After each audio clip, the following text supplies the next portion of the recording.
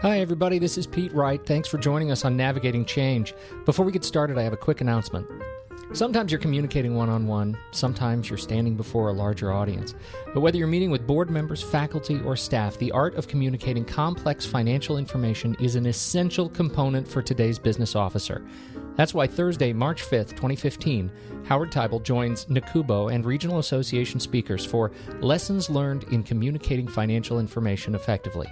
In this webcast, you'll join experts from institutions around the country as they recap and highlight their key takeaways from the sessions they presented at all 5 of the Regional Association's annual conferences in 2014. In fact, you've heard most of them on this very show. So join in, register for the webinar now at nacubo.org, and get your questions answered by colleagues who consistently demonstrate success in communicating financial information effectively. Once again, March 5th, 2015, that's at 1 p.m. Eastern Time. It is a webcast, so you'll need to be at your computer. Register now at nacubo.org. Thanks, everybody. Now, on with the show.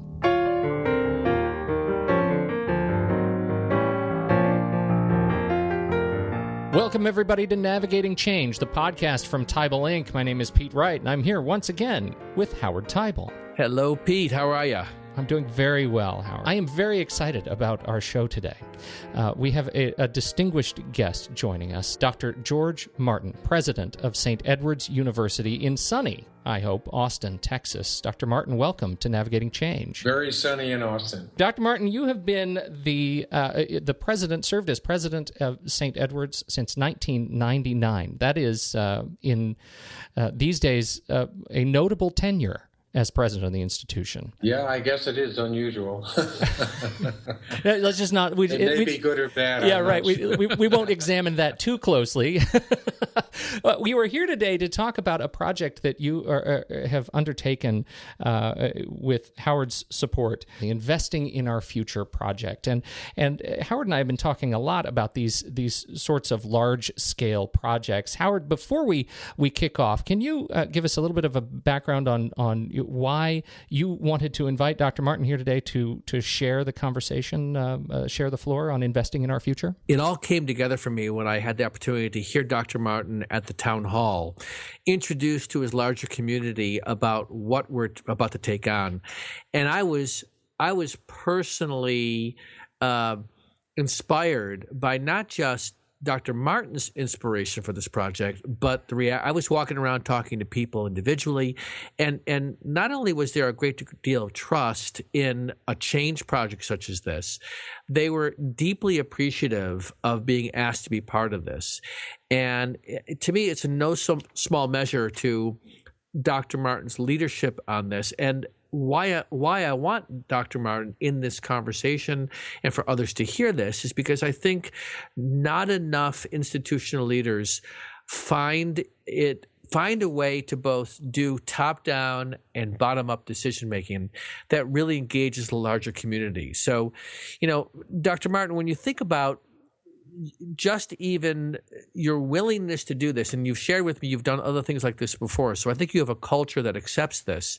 But what about this kind of project excites you? Well, I think the most important thing for me is that this kind of project enables the university to move forward strategically in a time when resources are not growing as fast as one would like. And it's happening within an environment that is increasingly hostile, particularly to private higher education. So I think one has to reinvent ways we do things. One has to find ways to take fewer resources and stretch them further. And it's only in that way that we can possibly continue to advance the university strategically as we have in the past. Can you tell us the story of investing in our future? Why this project? You've told us what about the landscape that you're experiencing, but why this project for St. Edward's right now? First, because it's a particular time, and second, because it's good timing. We are in a situation where certainly it is more and more difficult to increase tuition, and yet we're a tuition-driven institution. So how can we get new resources each year to advance the strategic interest of the university? That was the question that was before us. And one can approach this in different ways. You can say, let's gather the senior leadership with the board and make a decision about how the university is going to address this problem, much of which is external. Or you can start to look to a resource that has really borne a great deal of fruit in the past, and that is turn to the community and involve the community and ask the community, how do you think we can move forward? It's timing in the sense that a lot of institutions wait until the budget is insufficient to pay for annual cost. In our case, that's not true. We've had net tuition revenue increases for almost 20 years now. What we're doing is trying to anticipate what will be happening in future years. And so it gives the whole university community an opportunity to think about this without the stress and pain or immediate stress and pain of having to cut budgets. We're not talking about cutting budgets. We're talking about how can we take resources, existing resources, and the additional resources that will continue to come for the university in the near future. How can we take all those resources and allocate them in the most effective and efficient way? And it's at the same time continue to advance the mission of the university and the strategic priorities of the university. And for me personally, what really inspires me about this is the fact that so many projects, when you bring in somebody from the outside, in the work I've been doing for 28 years, there's a presumption that the consultant has something that we don't. And I have been a firm believer in my consulting practice over the years that the best way to do my job and to bring my team in is to be there as a partner and to help you help yourselves. And this is not a tiable project. And there are times it's clear that the institution says and wants to make us front and center. What St. Edward's is doing with Dr. Martin's leadership and the cabinet's leadership, senior leadership, is saying, we own this, and they're utilizing us to help with guiding them in terms of making it more systematic. And I can tell you that on the other side of a project like this, the ownership of the work and the ownership of the outcome more likely than lives with the institution, because you're not turning it over and saying, fix this for us. And I just give the senior leaders and Dr. Martin so much credit for being willing, one, to trust a process like this, but also to be able to say, we're going to take ownership of this. We're not turning this over to you. But you would share with me, Dr. Martin, that there's a culture and a history for this at St. Edward's. So say a little bit more about that one. Yeah, it's interesting. We're not turning it over to you, Howard, but what we're really doing is turning it over to the community, in the sense that what we're doing is involving the whole spectrum of the members of the St. Edward's University community. And I think that's different in many ways than what one sees at other institutions where senior leadership basically tries to make these decisions. Our community is really an enormous resource for us, and we have found that out consistently in the past. You know, it's common for universities to turn to the faculty and staff and say, would you please help with retention? Would you please help with improving student community life? Well, why not turn to the community and say, how do you think we can best accomplish our strategic goals going forward? And I think by giving the community the opportunity to participate, the opportunity to learn through experience how decisions like this are made, the opportunity to choose some of these strategic priorities, basically empowers the community. And broadens the perspective, and I think the depth of knowledge that we have as we go forward trying to make these decisions. It affirms the value of everyone in the university, and I think that this is probably one of the hardest parts organizationally of making decisions. It's the how does an organization look from the macro viewpoint? How does it look from the micro viewpoint? It looks a whole lot different. And if we back up and we look at Earth looks beautiful. It looks fine because you don't see the plastic floating in the oceans, because you don't see the pollution in Beijing. But if you really want to see that at the micro level in a university, then you've got to turn to the people who see things that senior leadership doesn't see and incorporate that into the strategic thinking of the university. And that's what this is really about. That's fantastic. And I'll tell you that also for me that you're doing that is tremendous is that you have embraced this idea of whether you're looking at advancement or academic programs or student affairs or marketing or IT, you have put together teams of people who are both users of these services and programs as well as the deliverers.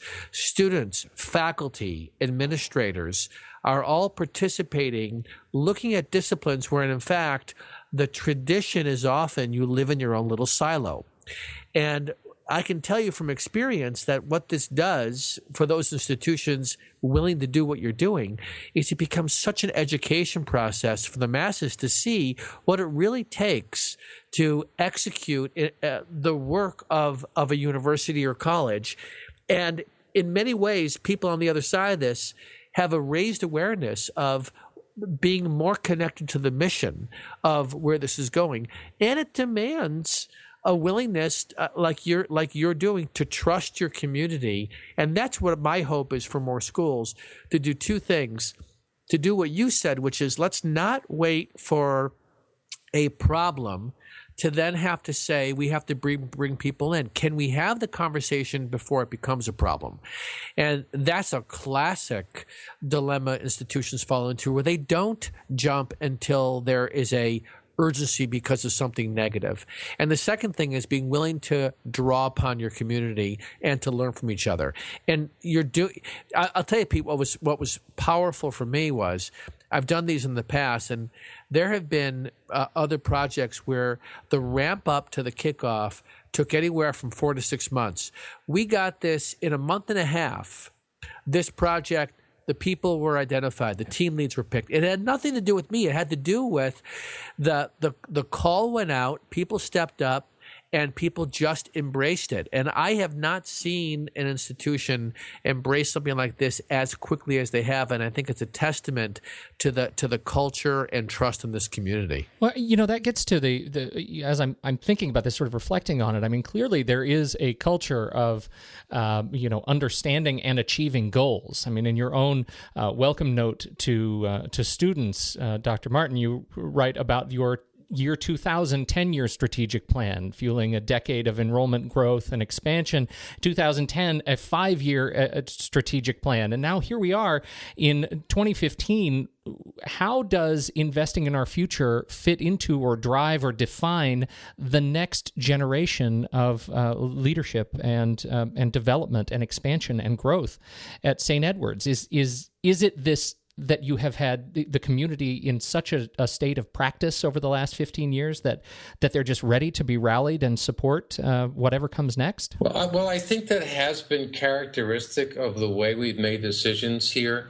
We've insisted on transparency, even when there was pushback within senior administration against it. It doesn't make any sense not to be transparent, in my opinion. You eventually have to share things with the community. So why wait until the results are there? Why don't you share the information with them from the beginning? And I think that this process, the way we've structured it, really does provide two kinds of education. One is the participants in the work groups are educated or learn a great deal more about all of the other parts of the university and how important their particular undertakings are, as well as their own.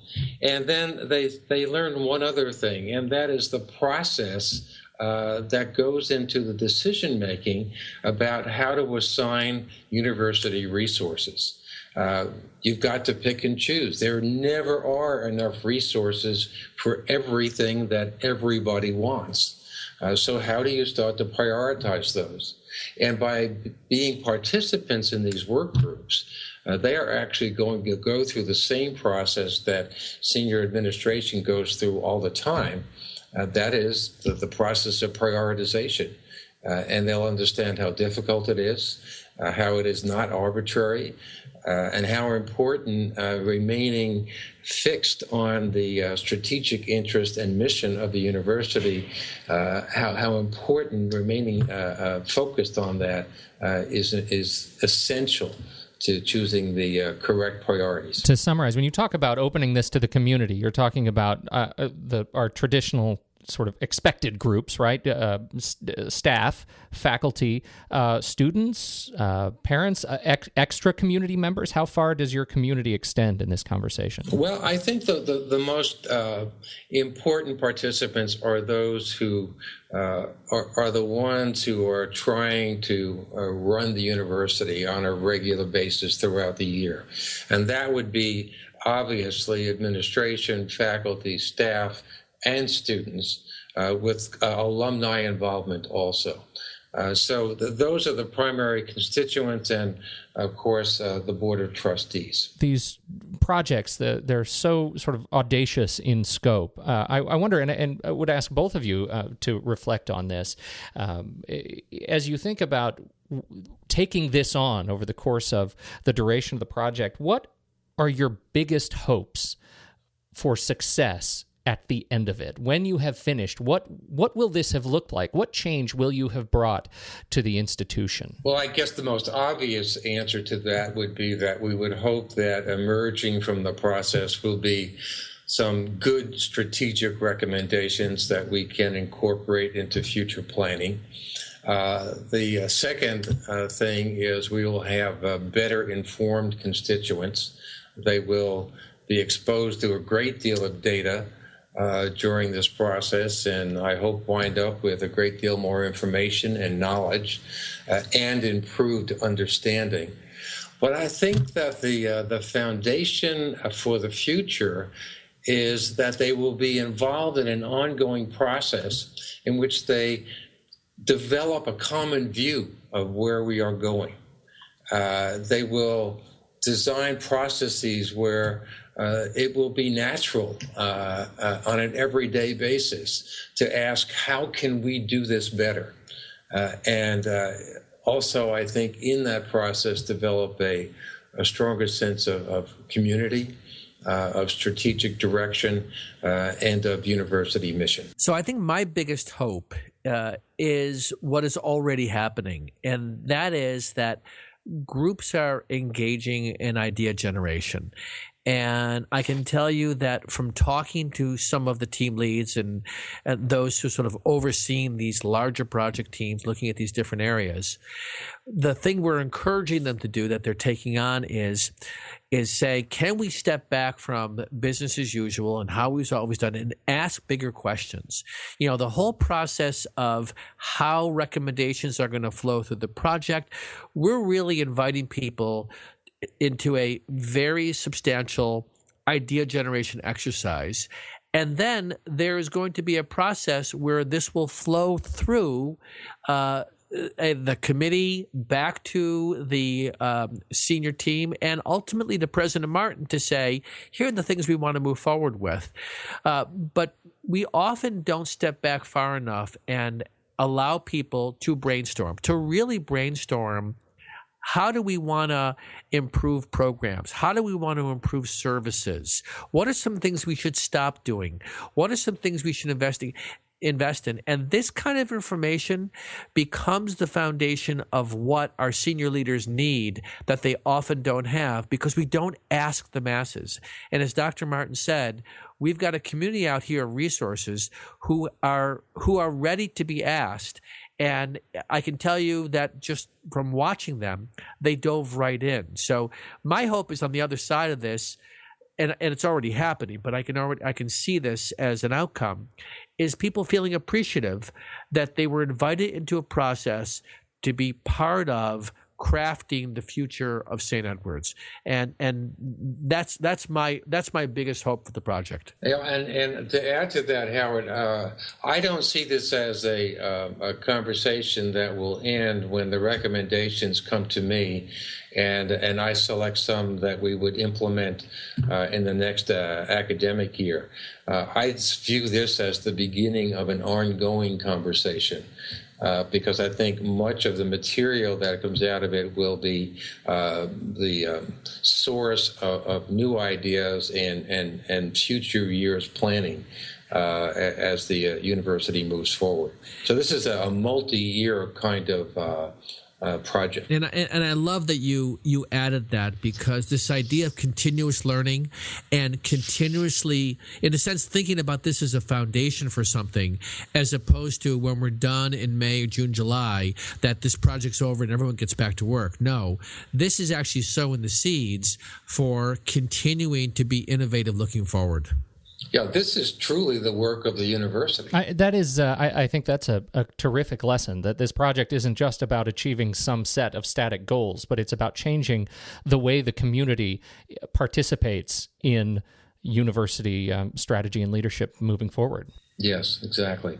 Yeah. What a beautiful project. We certainly thank you so much for taking your time to join us and share your enthusiasm for investing in our future at St. Edward's University. Dr. Martin, thank you. Well, my pleasure. Thank you. And Howard, thank you so much, as always, for your wisdom and insight on these projects. Well, this is a privilege, and it's a privilege for me to be participating at the level that I am with this institution and George Martin. Folks, we deeply appreciate you downloading and subscribing to the show. If you haven't yet, head over to iTunes and subscribe to the show for free. Just search for Navigating Change. You'll make sure you don't miss a single episode. You can find out more at TeibelInc.com. We'd appreciate you writing us. Find us on Twitter at Howard Teibel or at Pete Wright, and we'll talk about your questions on the show. On behalf of Dr. George Martin, President, St. Edward's University, and Howard Teibel, I'm Pete Wright, and we'll catch you next week on Navigating Change, the podcast from Teibel Inc.